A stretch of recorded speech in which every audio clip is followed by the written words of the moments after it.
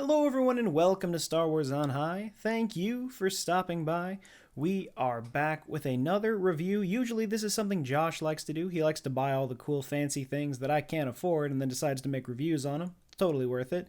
But today I got something that I've been trying to get for months now, and I finally have one, and this is probably the best way to debut reviewing Lego on this channel, and that is the brand new Lego TIE Bomber. Now, this is something that I've been waiting for years, and apparently a lot of other people were as well, because I had the original Lego TIE Bomber when it came out all the way back in 2003, so we've been waiting 20 years for them to update the model, especially when you think about the fact that when it comes to the TIE variants, all of the different ones that we have in the Star Wars universe, they've made 8 different variations of the TIE Fighter by itself. The most we've seen from the TIE Bombers were the Micro Fighters and a lot of the real super small sets. For any real big play sets, there's only been 2. The one from 2003, which I personally love out of nostalgia, even though the design is completely flawed, and now this brand new one from 2023, and it is just spectacular. And even the leaked images, when I saw that we were getting a Lego TIE Bomber, I didn't even know if it was going to be real or if this was just someone's mock design and they put a box art around it. So naturally, I went straight to M&R Productions, my go-to for Lego Star Wars news, and he confirmed it himself. Yeah,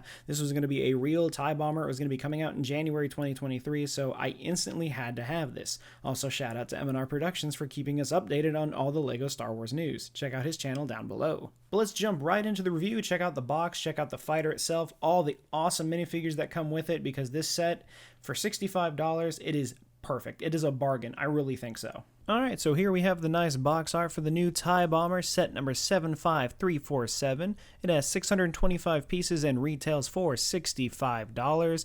I think this is truly a bargain for what we have here. A nice 40th Return of the Jedi anniversary set. On the back of the box, we have some of the play features. We see that the cockpit swings open. We have some missiles that we can launch out of the second pod there. We just have all the characters. We see Darth Vader, Rey Sloane, the TIE Pilot, and the Gonk Droid. Starting off with the first figure, the TIE Pilot. Fantastic designs here. I love this new helmet that we've had for several years now.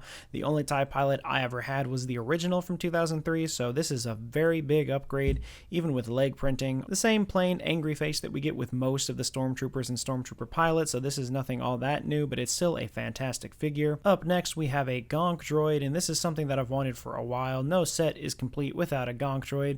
It's even an Imperial version. We have the Imperial cogs on the side, and these are actually printed pieces. This is not stickers at all, which is something that I think is fantastic for this set. Also, on top of that, you can take the lid off of the top of the Gonk Droid. You can use it for storage, maybe put a blaster in there. Now we have Vice Admiral Rey Sloane, a big character out of the books, mainly known for the Star Wars Aftermath trilogy, and you can find her in the game Star Wars Squadrons. This is a fantastic addition. She does not have anything on the back of her head. There's only one face. I know Lego's been doing a lot of 2 faces recently, but this set is nothing but, actually everyone in the set only has 1 face. I find that interesting. Of course, what set would be complete without throwing Darth Vader in there? And while he is a fantastic looking figure, he appears more common than you think, so this is really nothing new. But he's got fantastic arm printing, leg printing, chest printing. Everything is great. Even the helmet is nice. We have your typical burnt, dried up face, and he doesn't have 2 expressions as well. He also just has some markings on the back to show all the scars and damage he's had since his battle on Mustafar. But of course, you know, adding this to the set, why not? I think it's a perfect fit since they throw him in with a lot of TIE fighters most of the time. The only other addition to this set is this little like cargo tray, this little speeder thing that carries some extra missiles for the TIE Bomber. It's got some clear pieces on the bottom so it can glide as if it's actually hovering, which I think is really neat. And if you want, you can even throw a minifigure in there and have them drive the missiles up to the TIE Bomber, so it's a nice little play feature to have, but it's really nothing all that special. The one thing about the design I don't really like that much is that there's nothing that really holds the missiles in place there. If you're too rough with it or you move it around, slide it around, they will fall out of the back. There's nothing really locking them in there. However, if you look closely, there is this little wedge piece that they decided to throw in the back, so you can slide it back and forth without them falling out. So I guess it's not the worst design ever, but it definitely could have been better. Now on to the main piece, the TIE Bomber itself. Absolutely gorgeous. We have a great look from the cockpit here that just slides right up and you're able to put your minifigure right inside. There is great detail in there, but there's no studs to hold them in place, something I find to be very interesting. Sliding around to look at the back of the twin ion engine, engines, I'm surprised at the amount of detail they even put in this, because this is exactly accurate to how they look in all of the games and shows. They even decided to put a lot of paneling on the sides of the pods to make it look more spherical and ergonomical like it does in the shows, in the movies and games. So the amount of effort and detail that went into this design is insane. One of the best things I think about the design is how the wings are made and how they bend into place. On the previous TIE Bomber, they had the little clicking mechanisms, but with this, it's just a smooth design that moves back and forth, and they have bricks on each side that stop it in the right place. And it also adds as a nice little play feature. Like, I used to do this all the time with the original TIE Bomber. You can fold out the wings and kind of make little different variants of the TIE Bomber for yourself to play with. You can leave them straight up, and in this case, you can bend them all the way back if you wanted to try to make it look like it had a new landing technique or something fun. I don't know. There's just a bunch of different ways you could actually pose this ship. And of course, like in most of the Star Wars ships we see now, we have stud shooters that are sometimes great. I don't really like them myself. I prefer the giant big rubber missile that used to be in the original TIE Bomber that would shoot out of the front here, but those have been replaced by these 4 missiles. And if you can see by opening this, there's no firing mechanism at all, so this is all just for display. But it's probably for the best, because those rubber shooters were very dangerous. And while this is a toy for kids, so my fingers aren't exactly the best, but you can use these flick fire missiles from the top, so you can take your TIE Bomber, fly over your enemies, drop bombs, and then fly right off. I also love that we have the targeting sensor back again. I know it's a little tiny detail, but the fact that they leave it in there just means more to me personally. The design itself is actually very close to the TIE Bomber. We have this enlarged bezel here for the cockpit, which is exactly the same on the TIE Bomber, and all these little grooves that we have on the second pod, the same number as we see on the model, so I think it's a perfect representation. And I gotta say, one of my favorite things about this set is that there are no stickers at all.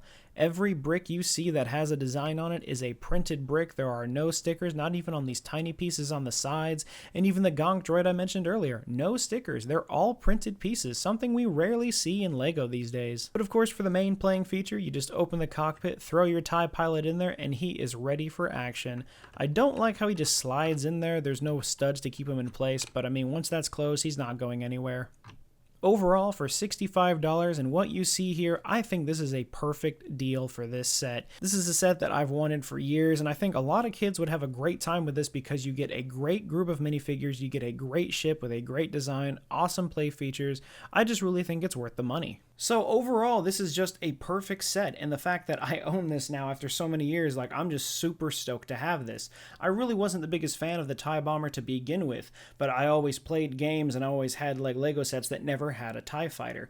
I played the Rogue Squadron game growing up on the N64. A lot of the missions involved fighting TIE interceptors. There was only a handful of those missions that actually had TIE fighters in them.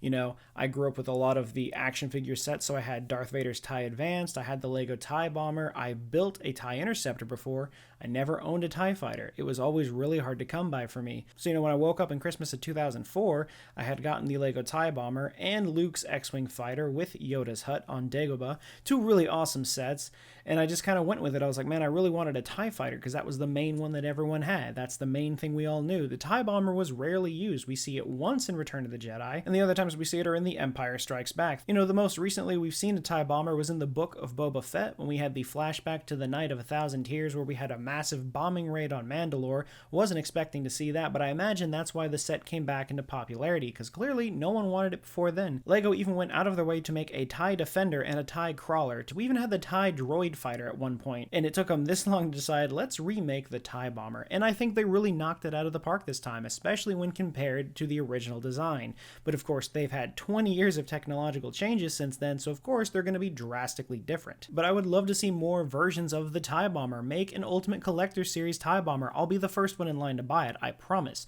The set means that much to me out of the fact that I just never had a TIE fighter and got so attached to the TIE Bomber as a kid. So, you know what? I'm happy with it. It comes with Rey Sloane, a very big new canon character that we see mostly in books and comics and recently the Star Wars Squadrons game. So that's fantastic to begin with. We're getting all of these cool characters, all of these cool ship designs. keep making TIE bombers. Make them more often than the TIE fighters. We've gotten them so many times. We know what they look like. Let's stick to the other TIE variants. Come on. Overall, though, for $65, this set is an absolute bargain with 4 awesome minifigures, a fantastic new design to the TIE bomber. This is definitely something that you need to put on your want list. But what are your thoughts? Are you going to be picking up the new LEGO TIE bomber, or is the TIE fighter and TIE interceptor more your speed? Let us know all your thoughts down in the comments below.